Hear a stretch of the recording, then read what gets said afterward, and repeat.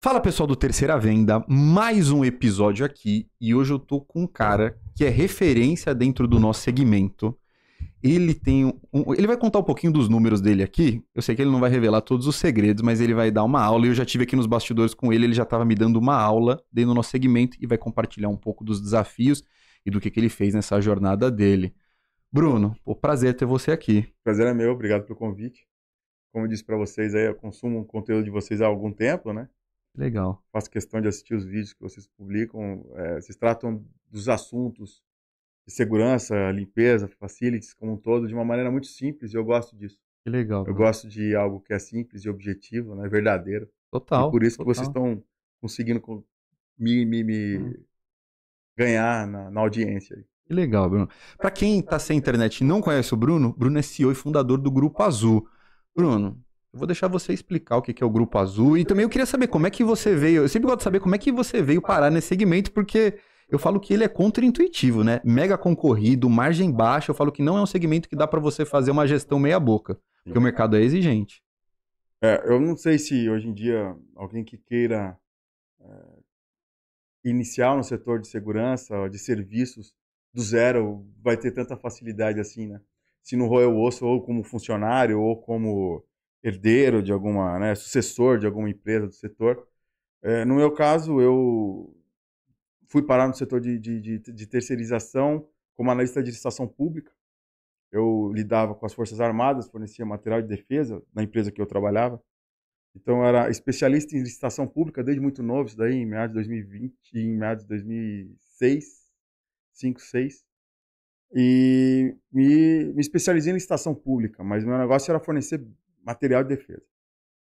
E eu acabei sendo convidado por uma empresa do setor de terceirização na época para atuar como analista de licitação pública e vender um produto completamente diferente, que era Quantos o anos serviço. isso? Cara, eu tinha 21 para 22. Ah, bem novinho, hein? No setor de licitação eu era o mais novo que tinha, disparado, assim. E aí me dei muito bem na época, por dominar muito todos os trâmites licitatórios e eu contestava muito os certames licitatórios por meio de medidas judiciais, muitas vezes, de denúncia e tal, então incomodava bastante o setor. E aí eu acabei ganhando bons negócios, grandes contratos na época, né? E, mas eu tratava a terceirização como um mero produto. Então, eu vinha do time de operações, vinha em escopo, eu formatava isso, embrulhava para presente, cuidava da documentação, do preço e participava do certame licitatório. E aí, acabei evoluindo nesse mercado. Na época, eu comecei a crescer na empresa, comecei a me envolver com o setor privado. Eu tinha uma dificuldade enorme de de lidar com o setor privado, Uma baita porque virada de chave, né? total. Então, assim, licitação pública, eu me preocupava com o preço do documento, e se eu tivesse o melhor preço e minha documentação fosse homologada, o outro lado era obrigado a me contratar, né? Então, eu não Sim. estava acostumado a... Eu tinha uma conduta muito séria com todo mundo, enfim. Eu fui desenvolvendo isso aos poucos, né? É, e aí comecei a me envolver com o setor privado, comecei a me envolver com um monte de outras atividades na empresa, ganhei muita confiança na empresa. Essa empresa acabou sucumbindo, como tantas outras no mercado de terceirização. Focava em mercado público. Acho que eu aprendi essa escola de não focar em mercado público, né? Eu acredito que foi Daí, por isso que. acho que sim. Acho que sim. O contrato público são margens apertadas e qualquer deslize documental você tem sérios problemas, né? E aí eu já estava envolvido com o setor privado, meio que assumi um desses clientes. Eu tinha um bom valor guardado e segui, né? Com Aí você já fez essa virada de a chave para visibilidade de empreender. chave já para empreender. Nessa época eu já era um PJizado, né? Ah, Como então o você já mercado tá, empreendia, já então. Já... empreendia, né? Saí do CLT para PJizado. E foi assim, conquistei o primeiro cliente, já comecei com o cliente, né? Então, por isso que eu digo que para quem quer começar agora, não sei como começaria, né? Para ser honesto, tá? Entende que é outro cenário hoje, Ah, né? total. O cenário hoje está muito mais desafiador que antes, né? E eu enxergo também, principalmente na época de licitação pública, eu via os caras já de 50, 55, e eu via que esses caras nadaram de braçada, assim, ganharam muito dinheiro, né? Como funcionários mesmo, vendedores ali, Muito, enfim, eles muito. ganharam muito dinheiro, né? Então, E já nessa minha época eu já estava mais afunilado e o mercado está cada dia mais restrito, mais exigente, né? Enfim, e foi assim, né, que eu acabei desbravando o setor. Mas você vê esse cenário hoje mais complexo por causa do volume de concorrência ou por esse nível de exigência que subiu muito de quem contrata? Bom, é, o nível de exigência no mercado está cada dia maior, a gente vê aí pelos acordos de nível de serviço, né, os SLAs, ANS, tem contrato que tem edital que vem SLA possível de se O atender. leonino, né? Então assim, para atender aquilo você tem que injetar escopo, recurso e o preço ficar inviável. Quem contrata hoje se tornou um especialista no setor, né? Então, Tal. eu enxergo isso com um olhar muito positivo. Agora, eu acho que o que mudou muito o mercado foram as empresas que não estou aqui para falar mal do negócio, tá? Mas assim, as empresas que, ao meu ver, não faziam a projeção de custos, né? O preço, a precificação de uma maneira responsável, né? A gente lá dentro do meu trabalho, lá da Azul, a gente olha muito para o mercado para que a gente encontre a melhor equação entre um preço competitivo, arrojado e responsável ao mesmo tempo, né? Então, eu vi que o mercado foi afunilando por conta dessa... Forçou-se o preço para baixo. Por conta desses, né, players que entraram, talvez com não... ou com uma responsabilidade menor, ou com, de repente, com menos perícia no assunto. E deixaram uns traumas aí, né, no mercado, né? Total, Então o total. mercado ficou meio sujo, né, cara? Eu vejo muitos clientes traumatizados por conta disso. Isso provavelmente forçou os acordos de nível de serviço para cima, as exigências de documentação, prazos de pagamento cada dia mais dilatado, até para criar um lastro de segurança do lado do tomador. Enfim, é isso que eu enxergo a respeito dos desafios, né? Não sei se eu... Total. Ô, Bruno, e pra quem não conhece o Grupo Azul, consegue trazer pra gente tamanho? Eu dei uma olhada no site, vi que vocês já estão praticamente dominando esse território aqui de baixo aqui pro sul, mas dá um pouquinho dessa visão do que é o Grupo Azul, ou até onde atende. Certo. Assim, a gente opera praticamente do centro-oeste até o sul do país. Hoje a gente não opera no Rio de Janeiro, no Espírito Santo. Todos os demais estados a gente atua. E a Azul, coincidentemente, está mais a oeste do Brasil. Tem negócios mais a oeste. A Azul continua sendo uma empresa de médio porte, apesar de estar espalhada. A gente deve fechar esse mês com 1.700 funcionários, CLT, registrados, né? E não, a gente não opera no setor de trabalho temporário. Então, são todos contratos fechados, contratos continuados, né? Legal. Por prazo indeterminado. E a gente atua aí desde a parte de limpeza institucional até serviços técnicos, limpezas mais complexas, espaço confinado, trabalho em altura. Atividades que envolvam muito risco é uma área que a gente flui bem. Legal. E atividades críticas, né? A gente hoje tem contratos que dão para o nosso cliente, a gente é para o nosso cliente um parceiro de fato para ajudar no processo produtivo, muitas vezes, né? Então, são atividades críticas que uma falha da Azul compromete a produção do cliente, muitas vezes, né? De sair desse lado secundário do cliente, de commodity, para um lado mais Exato. estratégico do cliente. A gente foi conquistando essa confiança aos poucos, né?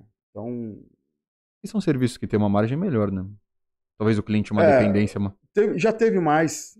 A margem foi melhor em época antes da pandemia, né? Mas essas atividades específicas que envolvam muitos equipamentos, muita tecnologia, ela sofreu muito mais com pós-pandemia do que atividades de maior grau de mão de obra, né? A mão de obra é regulamentada pela convenção coletiva, você repassa aquele orçamento e acabou. E todo o resto, né? E o combustível, o pneu, e as máquinas e tudo mais, né? Então, isso a O convenção know-how com coletiva, todo, né? todos os indicadores que tiveram de correção nessa época não mantiveram os números saudáveis, né? Então, assim, foi a época que a gente teve uma margem mais confortável, mas eu não reclamo da margem.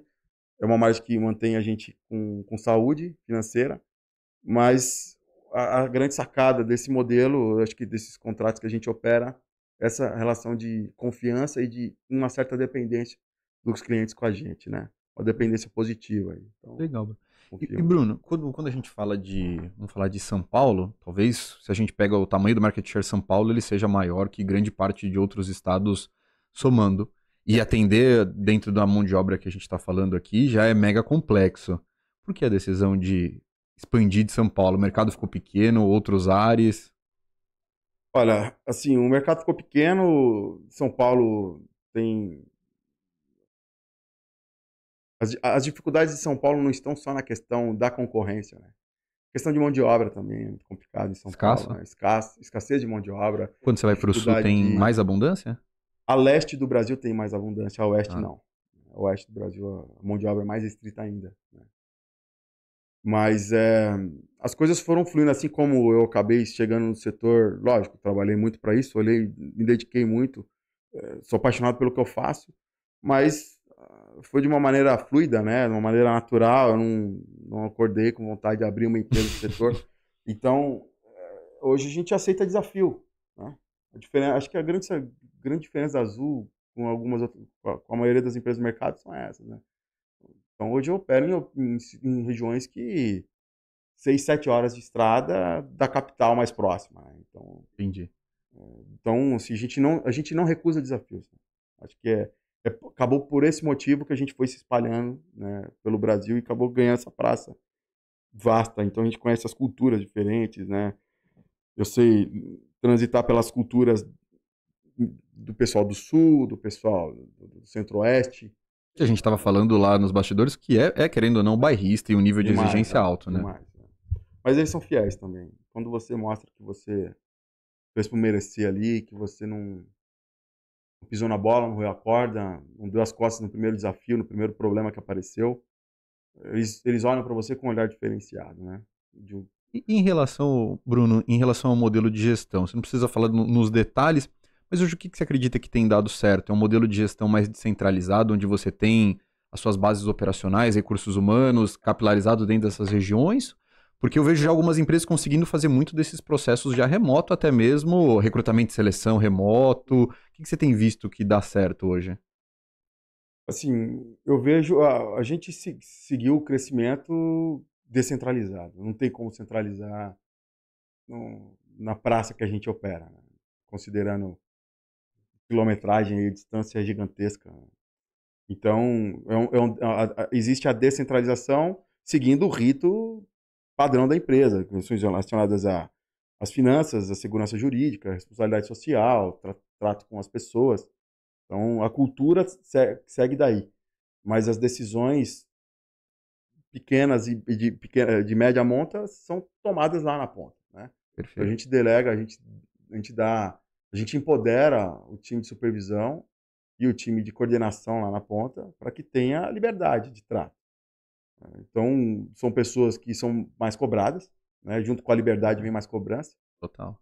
E, mas, assim, esse é um modelo que segue, que dá velocidade no processo, né? Que é o que eu ouço dos clientes, né? Às vezes precisa de um balde a mais e tem que pedir bênção para a diretoria para comprar um balde vermelho, sei lá, né? Exemplo. Então, isso não acontece. A gente tem essa flexibilidade, esse trato pessoal. Em relação a recrutamento e seleção, em relação à mão de obra, Bruno, a gente estava falando um pouquinho de talentos, mas quando a gente pega na nossa mão de obra da base, eu vejo que talvez, se eu pegar e elencar os 3 maiores desafios que eu vejo dos empresários do nosso setor, um deles é conseguir fazer recrutamento e seleção, é conseguir achar gente para o mercado. E quando a gente aponta alguns estudos, a gente participou de um seminário junto com outros empresários e tem algumas futurologias bem desafiadoras com o volume de outros empregos agora. A gente fala de iFood, a gente fala de motoboy, a gente fala de outros empregos que são da base. Como que você enxerga isso? E se você também compartilha dessa dificuldade, Bruno? Então, assim, eu tô desde 2006 no setor e desde 2006 eu ouço. Esse é Eu ouço que cada dia vai ficar o pior. Cavaleiro do Apocalipse, você tá desde lá de trás. Então, de prever desgraça é fácil, né? Então, assim, com certeza, pós-pandemia, o setor de serviços, esses serviços de base, né, sofreu muito mais, né? É, os salários oferecidos pelas convenções. A gente segue convenção coletiva, via de regra. com a os alimentos majorando, custos de deslocamento, o custo de vida disparou e a informalidade passou a ser mais atrativa para as pessoas que ganham salário parecido com o salário mínimo. Então passou a ser fazer mais sentido para essas pessoas é, fluir, ficarem eles usam, né? Eu quero encostar na caixa, esse é o termo que Sim. eles usam, né? Eles querem o seguro-desemprego deles, pegar as assistências do governo, né? E ficar na informalidade, ficar na diária, situação. Isso é o nosso maior concorrente, né?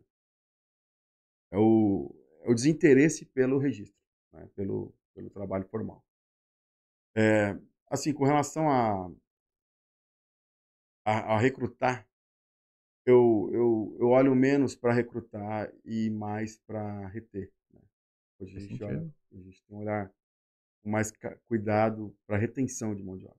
Total, porque se você monta um processo onde você consiga fazer um bom processo de aquisição, mas teu balde está furado, você não consegue reter, você Sim, tem uma gestão, vamos falar, assediadora que é o teu motivo de turnover, o processo não para de pé, né? E o é, cliente sente isso na ponta, né? sente. Sente e assim, por maior que seja o cuidado que a gente tem com a retenção da mão de obra, o TO pós-pandemia disparou. Tem meses que a gente mede esse indicador e a gente não consegue entender o que aconteceu. Não tem lógica, né? Às vezes tem épocas sazonais, então operações a leste, tem o turismo que consome a mão de obra lá na época de alta temporada, então a gente sabe que em meados de dezembro, janeiro vai ser complicado, mas aí pós-pandemia essa previsibilidade desandou de uma maneira que a gente não conseguiu entender ainda. Eu digo a gente, mas eu tenho certeza que o restante do mercado. Total. Então, assim, hoje a gente, para reter as pessoas na empresa, a gente pensa em tudo que você imaginar, desde o uniforme, né? O uniforme do vigilante, que tem que ser com tecido que fique bem no calor, no inverno, que não amasse, um calçado com que ofereça o maior conforto possível para ele, né? Um atendimento no CRH primoroso, porque a gente serve esse pessoal, a gente lá na Azul tem essa premissa, nós servimos o nosso time da ponta, né? Não é o contrário, né? Então, as respostas, os retornos, as incoerências de folha de fechamento, algum contra-cheque, algum que veio na dúvida, a gente age de uma maneira muito rápida, né? Bruno, Então, acho que isso tudo ajuda, tá?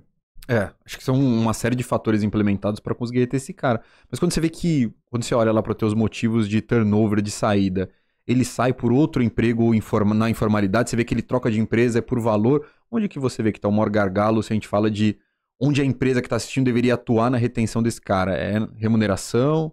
É na gestão? É nos benefícios? É pagar uma cesta melhor? Ou independente, ele vai acabar Sim. tendo turnover de qualquer jeito? Isso a gente sente, a gente já estudou isso daí, né? Então, essa informação vem fresca. Hoje as pessoas saem da empresa basicamente por dois motivos. Ou pela informalidade, então não faz mais sentido, eu prefiro trabalhar na diária. Ou eles vão para setores, eles saem do setor de terceirização e vão para setores que pagam mais, construção civil, indústrias, etc. Esses que saem para a informalidade, eles geralmente ficam na informalidade. Dificilmente eles voltam para nós. Os que vão para outros setores, eles se deparam com um choque de cultura, um choque de atividade. Muitas vezes, fisicamente, eles não se adaptaram àquilo e acabam voltando para o setor, né, de terceirização. A gente perde bem poucos funcionários hoje para concorrência, assim. Limpeza por limpeza, vigilância por vigilância. Isso é mínimo. Tá? Não acontece, na verdade. Tá? Você compartilhou comigo ali, Bruno, nos bastidores, e pelo que eu entendi um pouco do modelo de negócio de vocês, dentro de uma estratégia, vocês estão muito mais numa estratégia de qualidade, obtendo em função de retenção de cliente do que num um preço agressivo, de uma aquisição de cliente mais agressiva por preço. Como que você tem visto o mercado do outro lado, Bruno? Porque a gente fala muito de comprador busca preço, preço, preço. Isso é uma realidade ou não? Para o cara que quer fazer um serviço, porque acaba virando um ciclo vicioso, né? Eu cobro barato, eu não consigo pagar direito tanto para minha gestão, não consigo pagar lá na ponta, eu tenho problema de atendimento para o cliente, eu tenho turnover, eu ganho em cima de cliente só por preço. Tem mercado para quem quer fazer direito, com qualidade, quer colocar uma margem um pouco acima do mercado, mas que vai garantir que vai entregar. Existe esse mercado? Sim, tem esse mercado. Eu não enxergo hoje que a gente tem uma margem assim, acima da média do mercado. Justa. A nossa margem é justa, é equilibrada, está em linha com a maioria das empresas do mesmo, diria, mesmo porte. É, a questão da qualidade tem espaço e a qualidade é conquistada, né? Então, hoje em dia não tem confiança na qualidade, eu digo.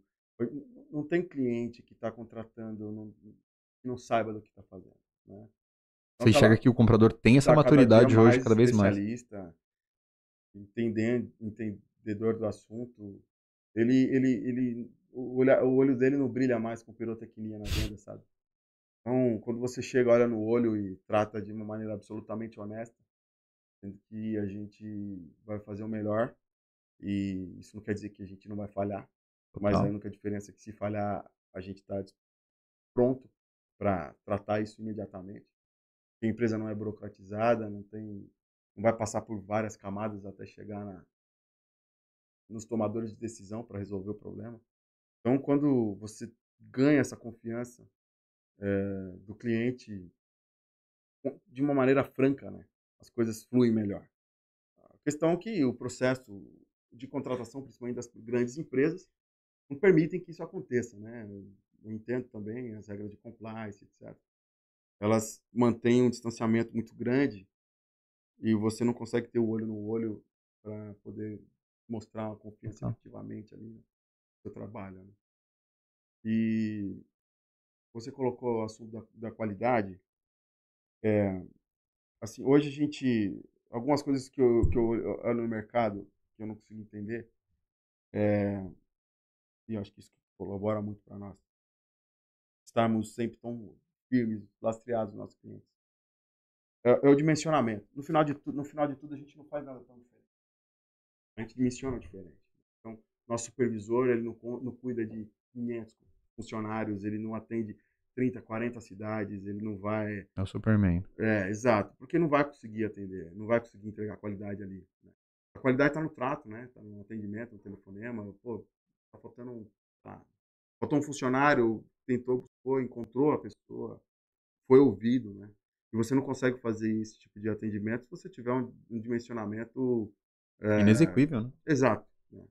Então, você finge que vende e finge que entrega, né? No final das contas. E é engraçado, Bruno, que eu vejo cada vez mais as empresas estão buscando talvez essa pirotecnia e tecnologia, só que quando você olha para os relatórios, você pega os benchmarks do mercado, ainda assim o maior motivo de troca de fornecedor é por atendimento. Sim. Porque todo mundo vai falhar em algum ponto. Quando eu falo falhar, é o colaborador está mexendo com pessoas e as Sim, pessoas são não, imprevisíveis. sim.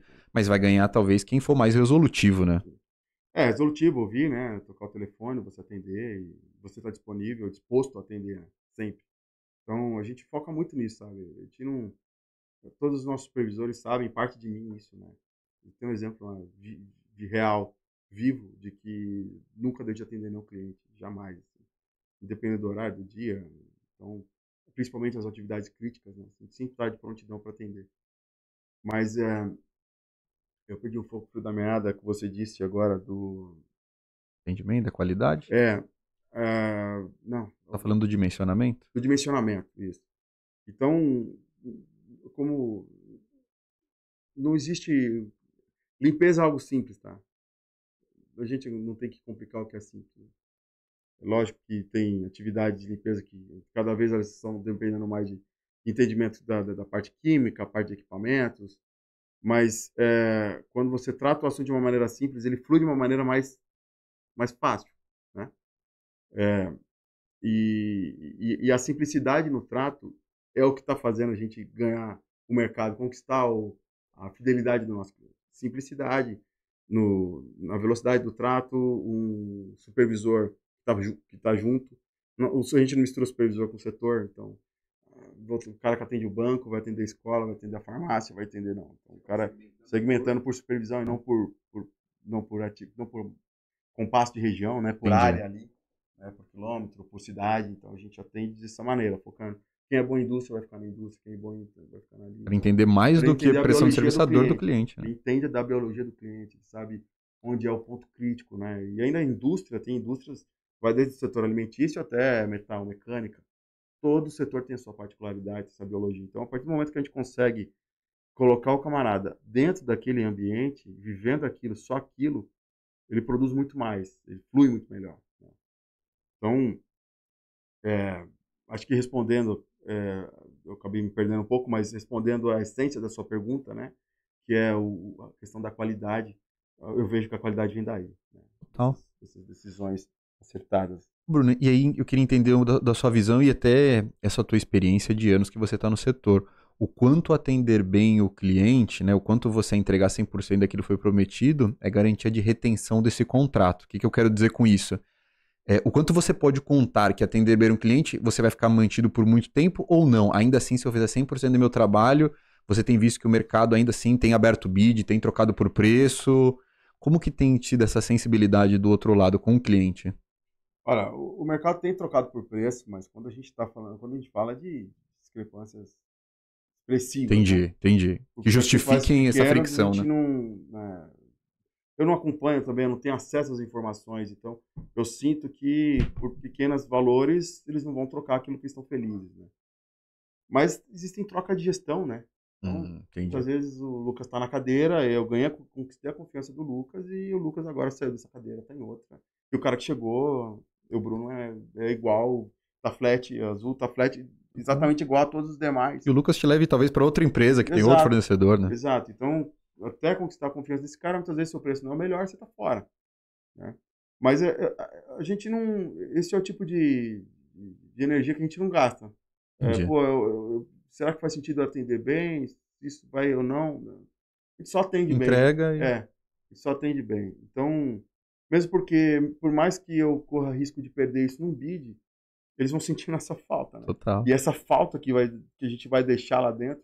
Tem bastante case desse do cliente que Tem trocou e um, a depois gente voltou? tem uma recente aí, né? Não posso abrir Sim, sim. informações, mas assim, ele reconheceu, né? Ele falou, Azul está fazendo falta. Aí você volta com mais abertura, né? Assim, isso, né? É gostoso de ouvir, né? Não que eu queira que eles passem Sim, apuros, mas é sinal, isso não tem reconhecimento melhor que esse, né? total, total. E você está no setor aí, pelo que eu entendi, você faz esse trabalho de conectar, né? Os fornecedores, os consumidores, né? Faz esse meio de campo.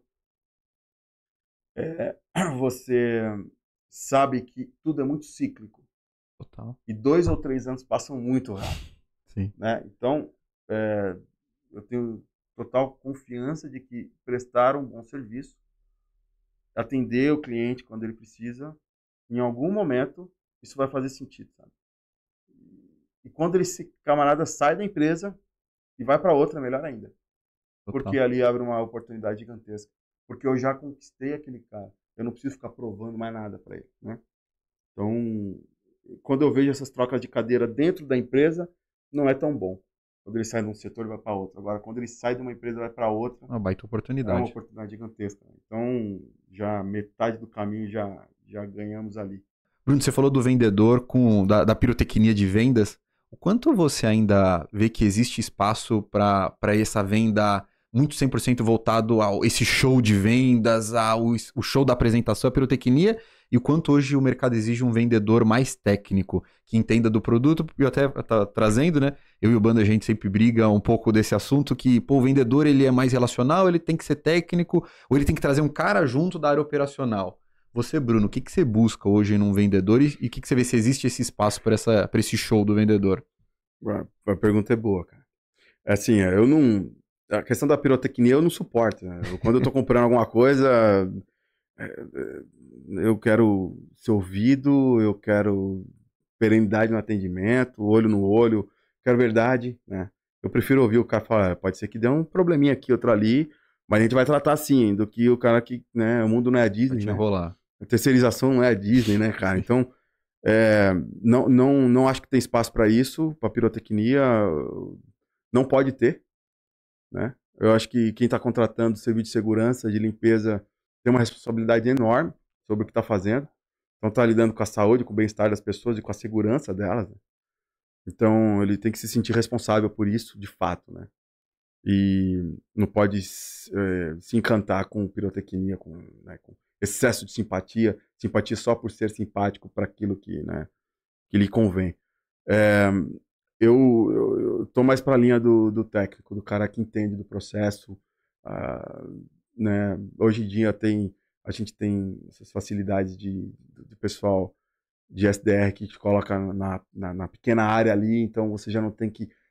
Eu não sou uma pessoa boa de relacionamento, né? Assim, de certa forma, eu me considero uma pessoa tímida também. Somos dois. Então, eu, quando alguém me coloca ali na frente do gol, aí eu me sinto seguro, eu vou ser verdadeiro, olhar no olho e a chance de acertar é grande, né? Então, hoje eu foco assim.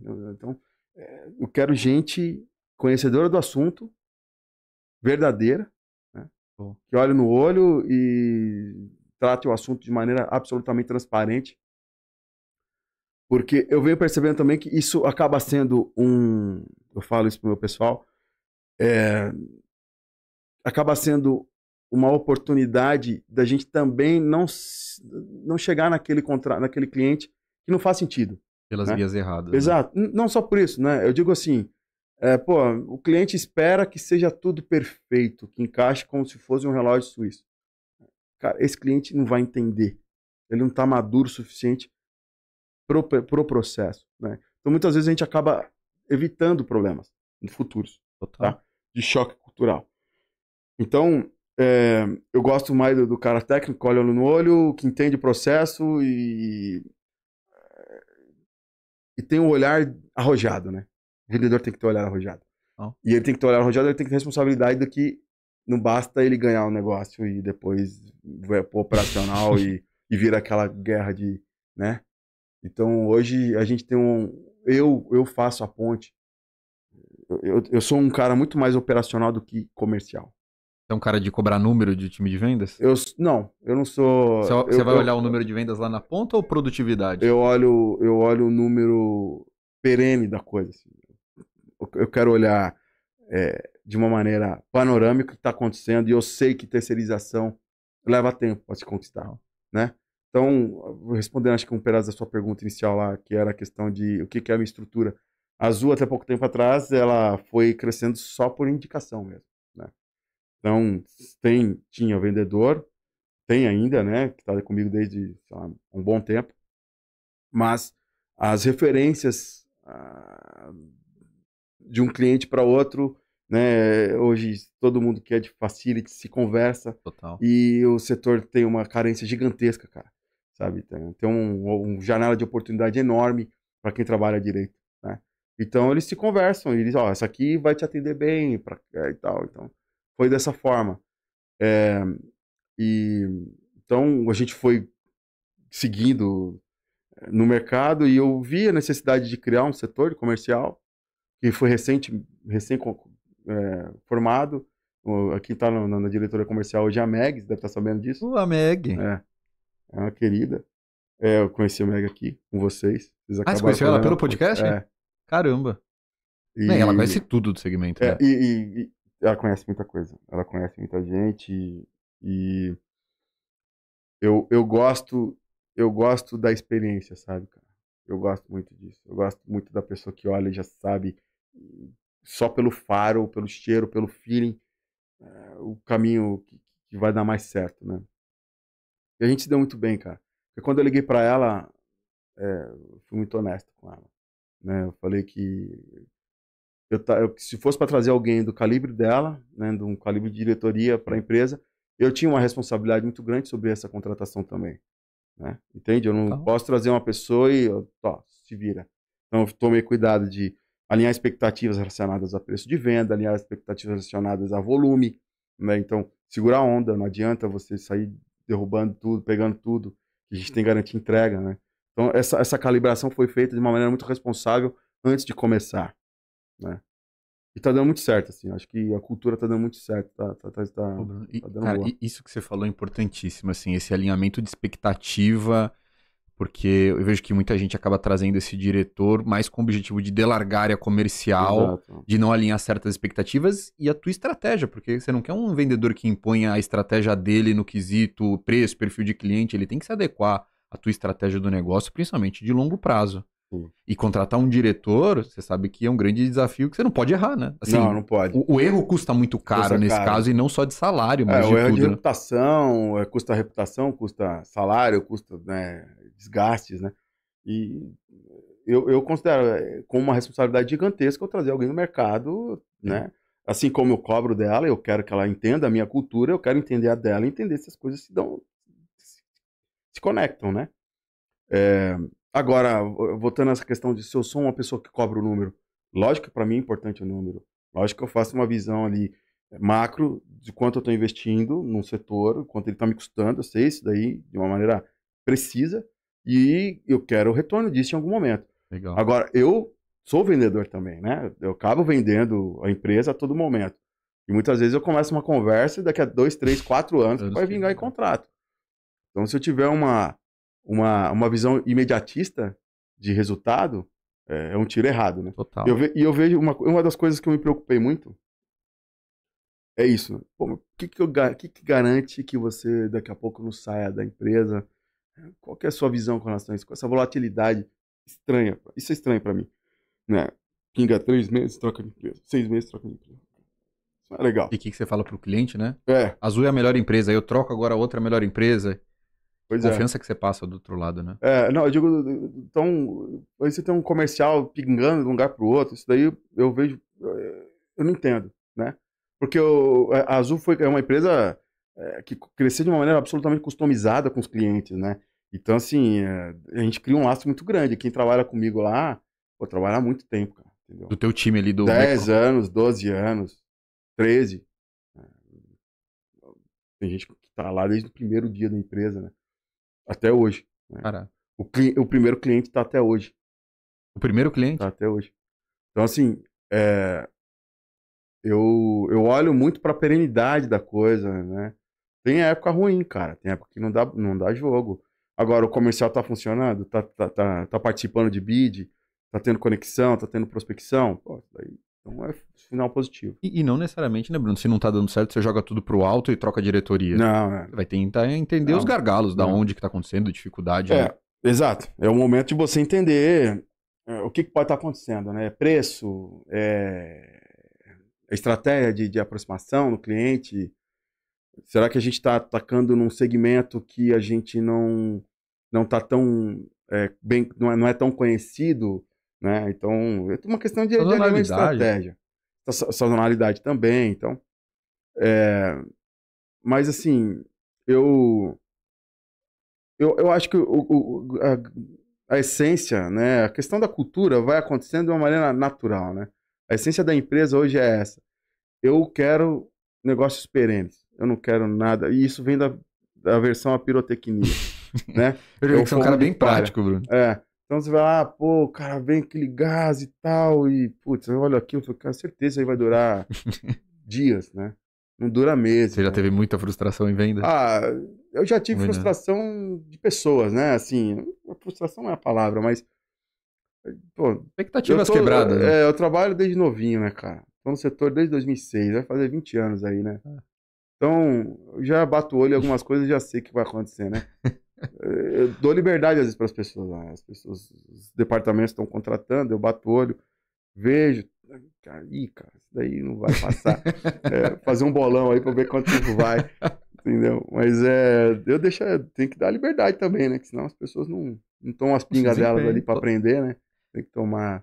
E esse vendedor, Bruno, geralmente você tá conseguindo achar ele mais no mercado, esse cara mais técnico ou trazendo da área operacional? Não, cara, assim, ó, tem que construir na mão.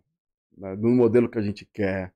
Tudo pronto. No modelo que eu espero, no modelo que eu desejo ali de vendedor. É construir, cara. É construir dentro de casa mesmo, entendeu? Então, hoje eu tenho 2 pessoas que estão há bastante tempo com a gente e pegaram a cultura da empresa, pegaram o modelo de cotação da gente. Né? A gente é muito preciso na cotação, a gente decompõe.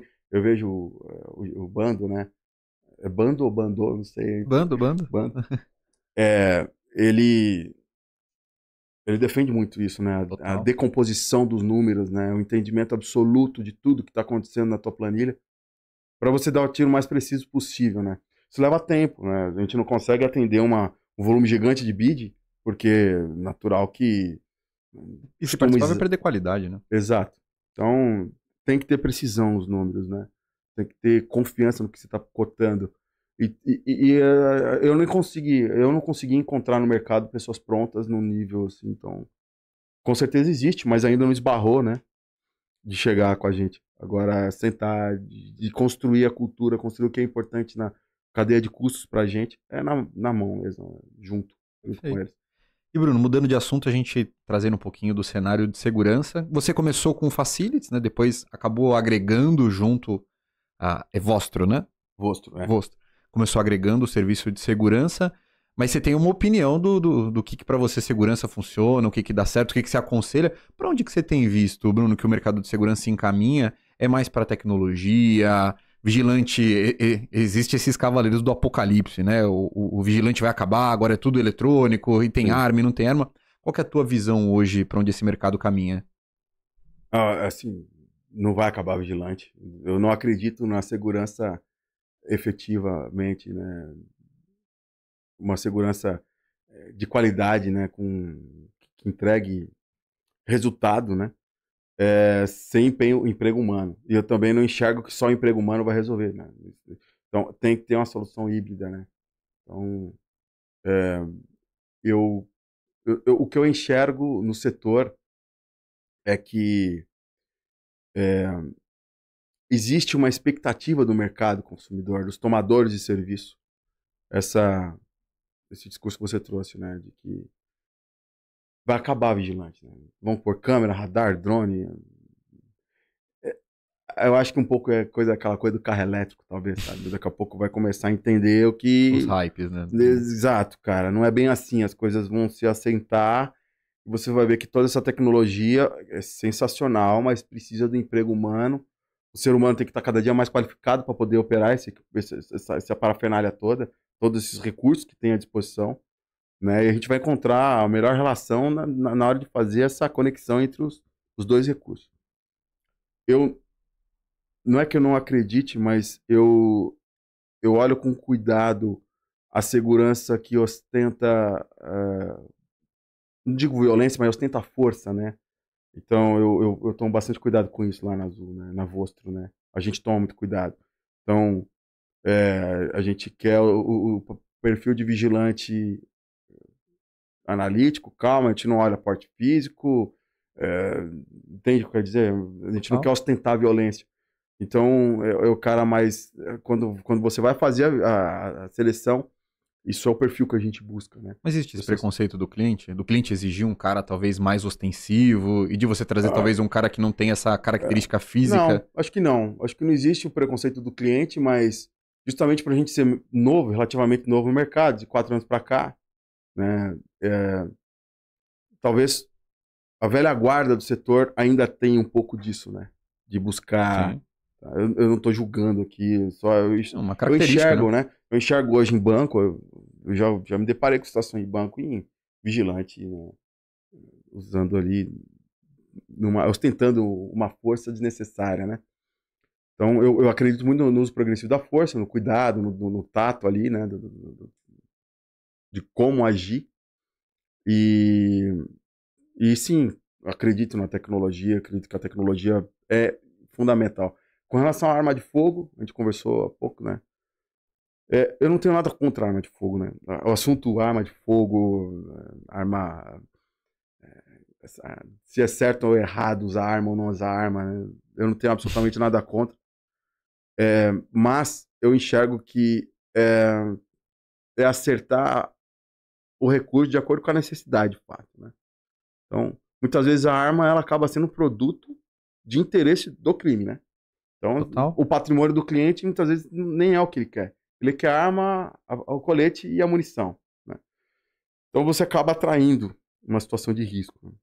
Você vai empregar o uso de arma de fogo num cliente, tem que olhar esse cliente com um plano de segurança antes. Onde vai ficar essa arma? Esse posto vai ficar isolado, não vai ficar isolado? Esse camarada vai trabalhar sozinho ou não? Né? A retaguarda dele vai estar para onde? Entende? Então, assim, tem que olhar com cuidado, porque senão você está dimensionando um recurso errado, né?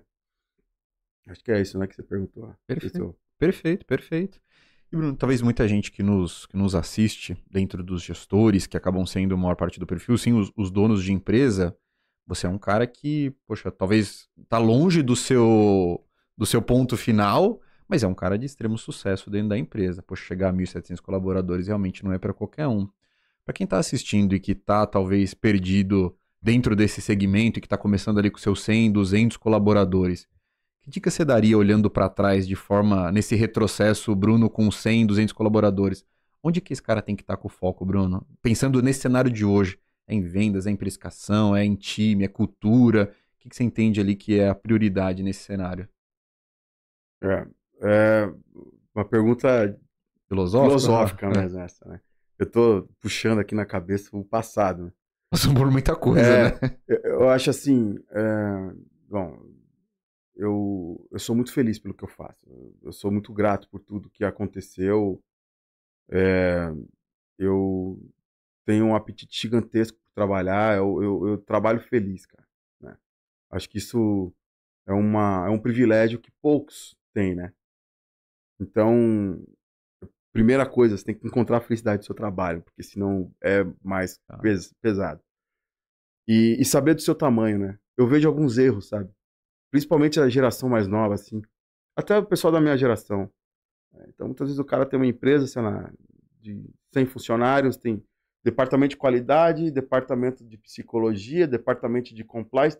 Cara, o cara tem que saber o tamanho dele. Ele tem que entender que ali, uma empresa tem que ter uma estrutura enxuta e ele tem que entregar o básico de uma maneira primorosa Tá. para ele conquistar o mercado, né? Arroz e feijão bem feito, né? Exato. Então, eu complicar o que é simples, né? É coisa de chefe de cozinha, Viu né? alguém fazendo numa empresa grande, É, achou exato. Aí, legal. pô, compliance, o que é compliance? Vamos colocar esse negócio na É. empresa aí, né, cara? Não é assim, né? Então, tudo tem que ter fundamento, tudo tem que estar no momento certo. Eu ouvi, como eu disse pra ti, eu vi de muita gente, cara, tem que delegar, tem que delegar, tem que delegar. Cara, se eu delegasse no momento errado, eu não estaria aqui agora, né? Então, você tem que ser multitarefa, multidisciplinar mesmo, né? Nessa época de embrionária da sua empresa, né? Para você criar um músculo, uma musculatura suficiente para poder conseguir trazer gente do mercado capaz, né? Gente que você consiga conquistar a confiança dessas pessoas e confiar nessas pessoas. E você tem que ter musculatura suficiente para tomar uma porrada ou outra no mercado aí, né? Você pode Sim. trazer alguém que te dê uma rasteira. Então, é, eu enxergo isso, assim, a pessoa que está começando tem que ser, tem que gostar do que está fazendo, de fato, e ter noção do tamanho. Eu vejo muito as pessoas sucumbindo hoje, as empresas sucumbindo, porque não tem essa noção, cara.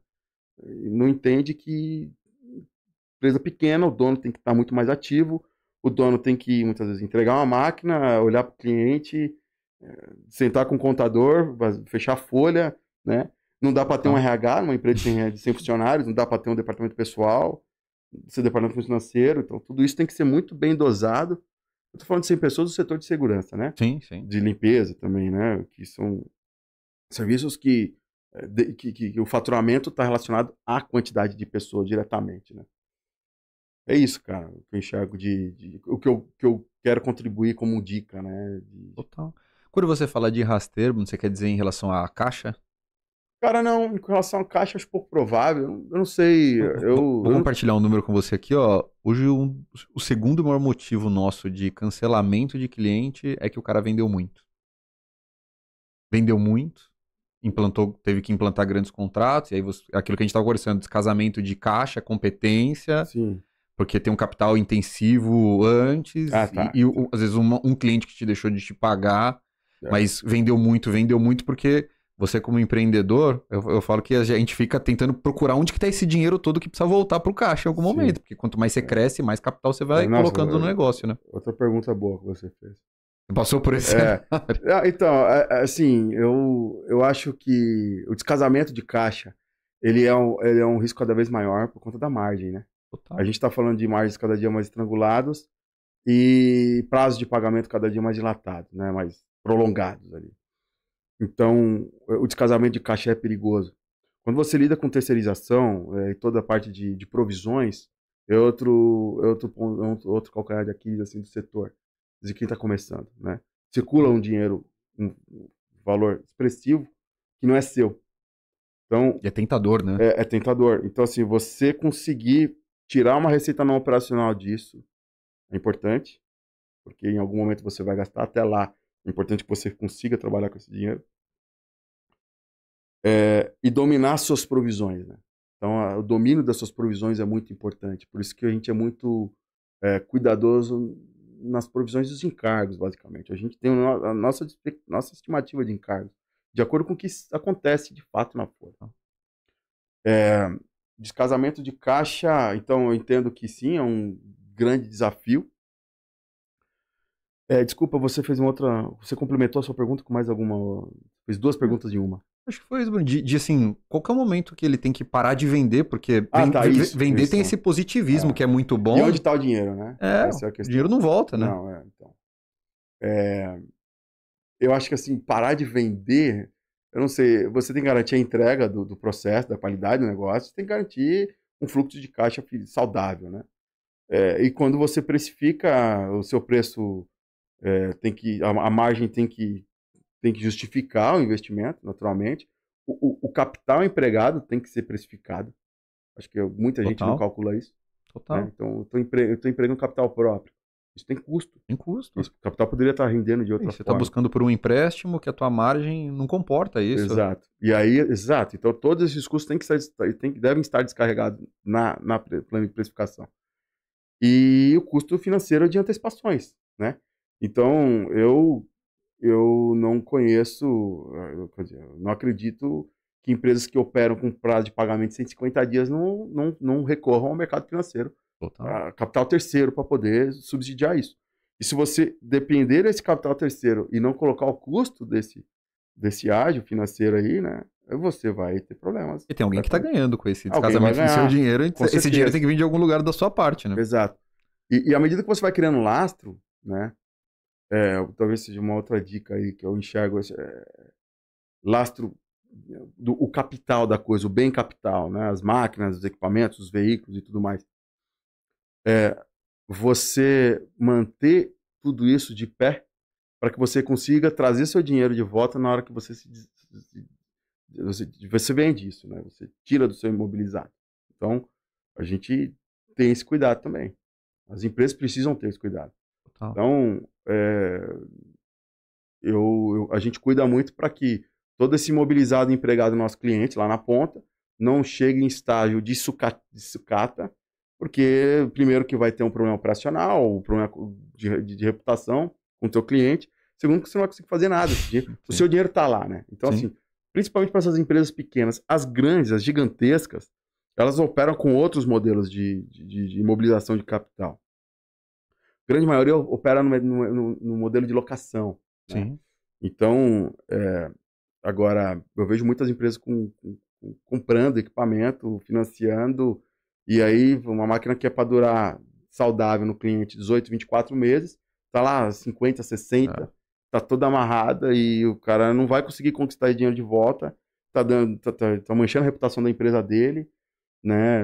Então, assim, enfim, eu olho muito na alta disponibilidade das máquinas, do emprego das máquinas. Totalmente. Então, assim, a máquina tem que funcionar e tem que estar pronta para funcionar. Show. Bruno, você sempre teve, desde o começo da Azul, vamos falar que a lucratividade de cada contrato, porque isso eu vejo quando a gente dá ali as consultorias, as mentorias, do cliente, ele entende qual que é a margem de lucro do negócio final dele, ele entende lá no EBITDA na ponta, mas o quão importante é você saber a lucratividade por contrato, para você saber, porque às vezes a tua média, ela não reflete o teu resultado, porque tem algum cliente seu que tá dando prejuízo tóxico, e comendo, né? Isso. É tóxico na sua cadeia ali. E o quanto o cliente, você que passou por essa jornada do começo, do 0 aos 1.700, dá pro cara ter isso desde o começo? Olha, ou é utópico? É muito melhor ter desde o começo, né? Total. Entendi. Então, é muito mais fácil você estar no seu centro de custo 1, 2 e 3, já fazendo colocando o endereço da despesa, do que você quando já chegou no determinado volume e agora, cara, agora tem que dessegregar tudo, né? A gente passou por isso, né? No início não era assim. Então tinha, assim, um cuidado muito grande com as margens, mas a gente não conseguia segregar esse porcento de custo de uma maneira sistêmica. Eu digo para você que há 6, 7 anos, pelo menos, a gente já opera nesse modelo. Eu sei exatamente, se comprar uma caneta para ir para o contrato tal, vai subir no porcento de custo correto. Então, eu estou viajando, visitando um cliente, eu estou almoçando naquela cidade para visitar determinado cliente, eu subo a despesa daquela nota naquele centro de custo, sabe? É nesse nível que a gente separa as coisas lá. Que é o centro de custo do cliente. Do cliente. Show. Ou da filial. Então, eu Entendi. estou atendendo a região. Vou atender vários clientes da filial, por exemplo, de Santa Catarina. Eu vou descarregar na custo da filial. Agora, isso dá uma segurança gigantesca para a gente também. A gente provisiona a saúde financeira dos clientes, né? E, então, assim, você falou da mentoria, né? Quem está começando, cara, entenda que é muito mais fácil do que lá na frente, tá? Total. Muito mais fácil, né? E às vezes é melhor esquecer o passado. Ah, mas eu tenho que lançar dos meses anteriores, hoje está no mês de setembro. Não esquece, faz de outubro para frente, cara. Que em algum momento vai ciclar e você vai estar E o tempo que você vai resolvido. gastar para saber onde que você gastou essa Exato. caneta, esse almoço lá É. atrás, e você trava nesse E processo. é desafiador isso, cara. Porque assim, isso envolve a cultura, né? Do cliente não, do fornecedor.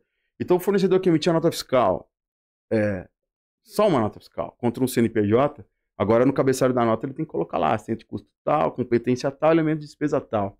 E isso gera um desconforto. Sim. E quando você é pequeno, né? É praticidade. Não, né? não, você é nada para aquele fornecedor, Sim, né? sim. Então o cara fala, pô, esse cara tá abastecendo um Celta por mês aqui, cara. Eu vou fazer isso aí para ele por quê, né?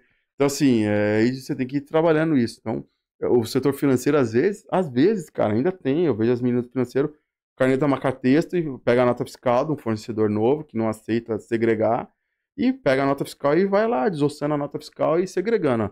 Essa cera foi por cento de custo tal, né? Mas tem que ter, cara. Total. Tem que ter isso aí. Tem que ter mesmo, porque você, às vezes, pode estar com algum cliente tóxico, problemático do ponto de vista operacional, risco de reputação, e que financeiramente falando, ele já não faz mais sentido nenhum para você ter aquele lá. Né? Ele está corroendo a sua margem. E é mais negócio você encerrar ele. Já chegou a demitir cliente? Não, não. Eu nunca demiti cliente, mas eu já mandei reajustes Consideráveis? consideráveis. Já mandei reajuste que eu sabia que eu não ia. Porque o contrato foi perdendo margem no meio do caminho e... Margem, conduta, né, cara? A gente não tem. O problema da margem. Eu vim de uma geração que está acostumada com margem pequena, cara. Tá? Então, o que eu falei, eu vi esses caras do setor da época da licitação pública lavando a égua, né? Como a gente diz lá na Zona Norte, né? Então, pô, eu ganhei um contrato, comprei um sítio, ganhei um outro contrato, comprei um sítio. Caramba, os caras, Comissões... eu tenho uma comissão aqui que se eu ganhar eu consigo pagar a parcela do carro. Como que esse cara fazia isso, né? Então, eu já me acostumei com margens apertadas. A questão da demissão do cliente, muitas vezes é a conduta lá na ponta, né? Condutas que você não concorda, você sabe que está acontecendo uma gestão errada, né? E também já cheguei em vias de, como você disse, demitir cliente por uma questão de maturidade. Tem cliente que não tem maturidade para terceirizar. Eu não estou julgando o cliente aqui. Sim. Mas você sabe, quando você vê um cliente que não está preparado para terceirizar atividades específicas, né?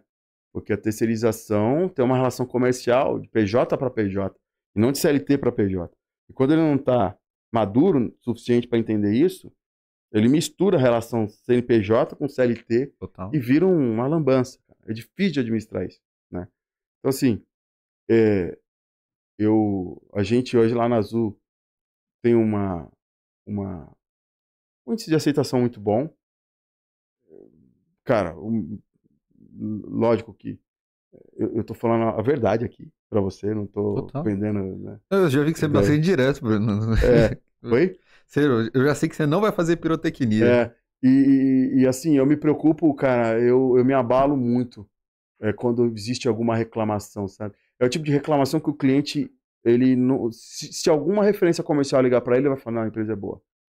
Mas pra mim, ou para o meu supervisor, tal, ele não tá feliz 100% com algum deslize que deu lá. E isso me afeta num nível absurdo. É o cara que se faz um NPS lá, tem 50 notas positivas e uma, você vai estar focado nessa uma. Então, você sabe que essa questão de NPS, eu ainda consigo evitar esse modelo de sistêmico de avaliação. De avaliação. Meu modelo é ligar. Tá. Eu levo bastante tempo. Eu tenho uma conduta de toda quarta-feira ligar. Você mesmo? Principalmente para aqueles clientes que eu tenho o meu carinho especial, que eu comecei e tudo mais. Então, ligar e aí, como que tá? Toda quarta? Toda quarta. Caraca. Eu não consigo ciclar num mês mais, porque a gente acabou ganhando do mercado. Mas até, assim, até tempos atrás eu conseguia falar com o meu cliente uma vez por mês, pelo menos eu ligando, né? Então, assim, é muito bom isso, cara.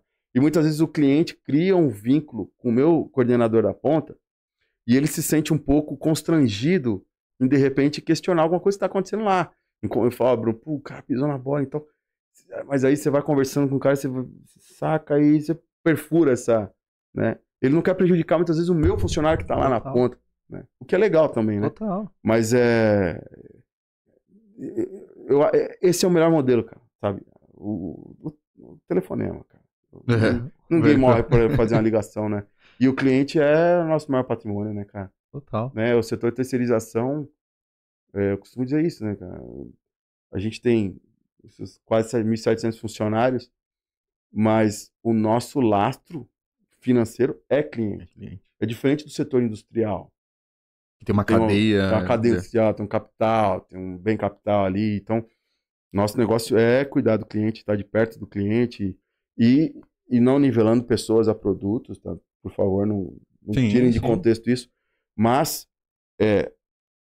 hoje, esses 1.700 funcionários que estão no campo são 1.700 produtos, né? Fontes de geração de faturamento.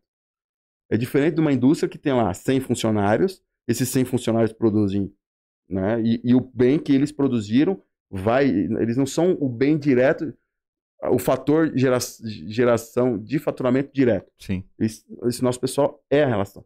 Então, cara, uma vez um cliente me perguntou recentemente, é até interessante porque eu falei isso aí pra ele, antes dos cabelos brancos, né? Eu sempre muito novinho, interagindo com os clientes grandes, e eu tinha uma cara de mais novo ainda, sabe? Depois que eu amadureci um pouco, fisicamente falando. Então eu era tratado como um menino mesmo, cara, né? Nas conversas. Eu sofri um pouco. Você deve ter sofrido também. Eu sofro até hoje. Sofro até hoje. Dizer, eu não tenho nem barba ainda, Bruno. 10 anos atrás você devia ser. Então, eu vi. O que você tem de tecnologia, né? Aquelas perguntas, cara. Tecnologia. Caramba, tecnologia. A limpeza. Né? Pô, tecnologia tem tenant, tem cache, tem. Né? Cara, a tecnologia de 30 anos atrás é a mesma de hoje, cara. A grosso modo. Sim, eu vejo pelas feiras. Exato, cara. Pouca coisa muda. Agora você está tendo alguns equipamentos autônomos que rodam ali com um sistema de operação autônoma, mas, cara, é lindo. Agora coloca isso para que o time de segurança do nosso tomador de serviço aceite aquele equipamento. E se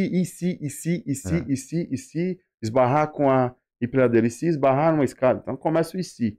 Então a gente tem, né? Agora, para pensar, isso não é uma novidade tecnológica gigantesca, né? Diferente do setor de segurança, aí não. Aí realmente as coisas mudaram muito. Total.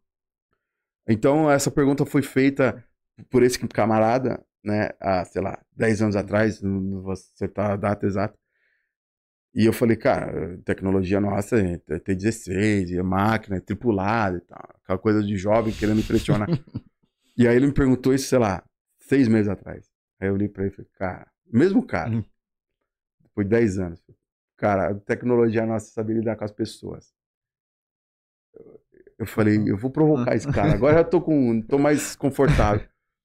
Cara, como? Fala aí. Então, assim, eu consegui, ele amadureceu e eu amadureci, né? Sim. Então, assim, posto que o setor, a tecnologia no setor evoluiu, não digo pouco, mas comparado aos outros mercados, né? Sim.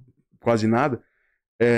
Cara, onde tá a tecnologia? Onde tá o trunfo dessas empresas do setor de serviço? Cara, tá no trato das pessoas, né? Então, no final de tudo, são as pessoas que estão lá na ponta. E cuidando das pessoas do jeito que a gente cuida, cara, dá problema pra caramba. Então, imagina se você não tivesse um olhar atento a isso, né? Tá? Eu digo não só a benefícios de salários, eu digo atento a atendimento, cara. O camarada tá lá no posto, cadê meu supervisor? Não sei quem é meu supervisor, por que ele não passa? Não tem um banheiro. Então, cara, não pode. Eles não têm um banheiro, não tem água, né? A gente foca muito nisso. A gente tem muito funcionário que opera em ambientes afastados. Cara, eles levam garrafa térmica para beber água gelada, de qualidade. Nas filiais das empresas da Azul, tem bebedouro para servir água gelada para os caras. Cara, é um mínimo que você tem que oferecer, né? Conforto, segurança para eles. Os veículos, a gente busca sempre manter os veículos absolutamente... todos os veículos nossos são rigorosamente fiscalizados pelo nosso cliente, pelo nosso pessoal, tem telemetria de tudo, a gente monitora se está freando forte, acelerando, tirando de RPM. Eu convido você a conhecer a nossa empresa, conhecer essa área lá. Então, por quê? Porque são vidas que estão rodando, o cara tem que estar confortável, o cara tem que estar num ambiente, ele tem que, tá cansado, trabalhou o dia inteiro, tem que sentar no ônibus, ou numa van, ou no carro, chegar em casa, cara. A gente tem que garantir que ele chegue em casa bem. Isso é obrigação nossa. Então, eu dei essa espetada nele, né? De tecnologia hoje é cuidar de pessoa, né? Tá cada dia mais difícil, tá cada dia mais desafiador, a expectativa das pessoas tá cada dia maior, sim, né? Então, a gente não pode perder mão de obra, né? A gente tem que garantir que esses caras fiquem na empresa. Sensacional, Bruno. Sensacional. Fazer minha última pergunta para você agora, Bruno. Você que é um cara ambicioso, direto, onde que você quer chegar com a Azul? Cara, olha, eu não pensei nessa, assim... Eu só te cortando, uma coisa que me chamou a atenção desde a hora que a gente conversou, você é um cara que não fala de problema, você é um cara que só fala de solução, só o lado positivo.